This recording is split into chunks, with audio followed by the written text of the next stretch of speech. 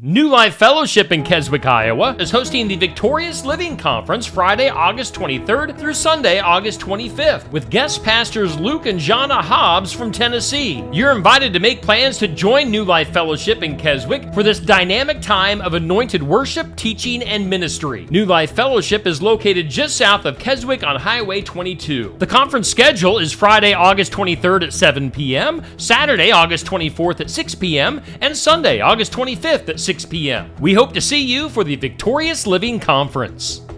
This Saturday, H&S Feed and Country Store in Oskaloosa invites you to stop by from 8 a.m. to 3 p.m. as they're hosting a celebration you don't want to miss. Join H&S Feed and Country Store as they mark 20 incredible years of service with their much-anticipated Checkerboard Day. There'll be family fun activities, delicious food, exciting giveaways, and live entertainment. Bring your friends and family, and let's make this a day to remember as we celebrate 20 years at H&S Feed and Country Store in Oskaloosa from 8 a.m. to 3 p.m. this Saturday, August 24th.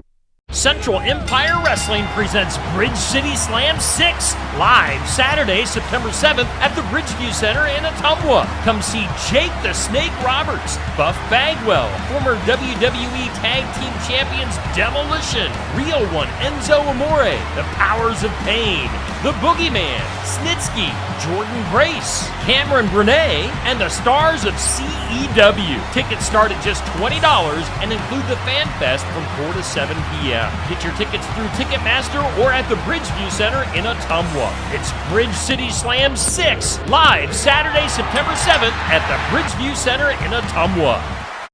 Watch Pekin Panther football live right here this fall on Steve Shetler Media, Facebook, and YouTube with live announcers and an updated scoreboard, plus an area scoreboard to keep you updated on other schools of interest. It's Pekin Panther football live right here on Steve Shetler Media starting Friday, August 30th.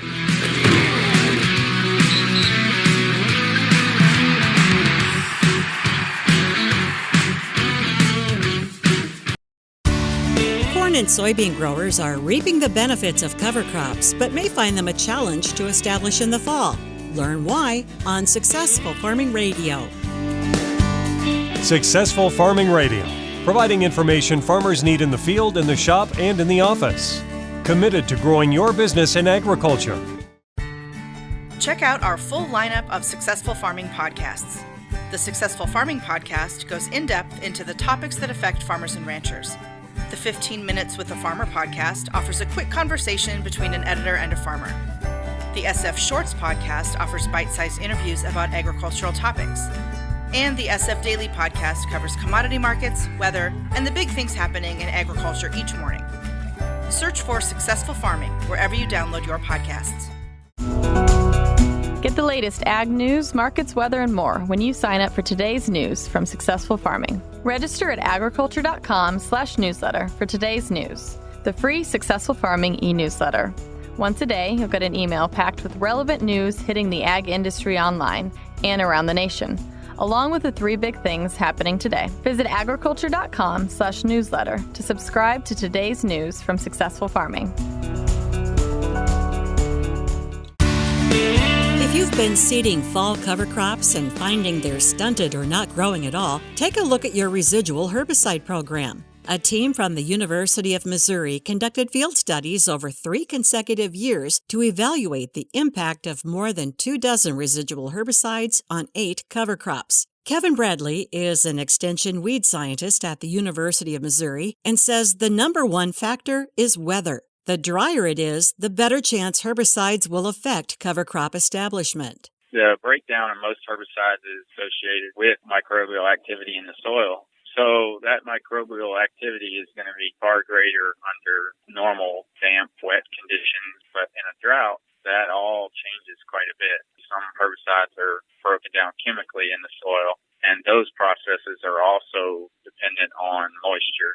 Bradley says it also depends on the species of cover crop. Researchers found that Austrian winter pea was the most sensitive to residual herbicides remaining in the soil. Cereal rye was the least sensitive. Weed scientists are continuing to study the issue. In the meantime, Bradley recommends finding what will work for your own system and develop a plan. There are herbicides that you can use that almost certainly will not carry over to a cover crop species that you want to use. You need to figure out what cover crops you're interested in. Then you need to look at what herbicides you're planning on using, and you need to really plan it all out way ahead of time. I'm Jody Henke. Learn more about the impact of herbicides on cover crops at agriculture.com.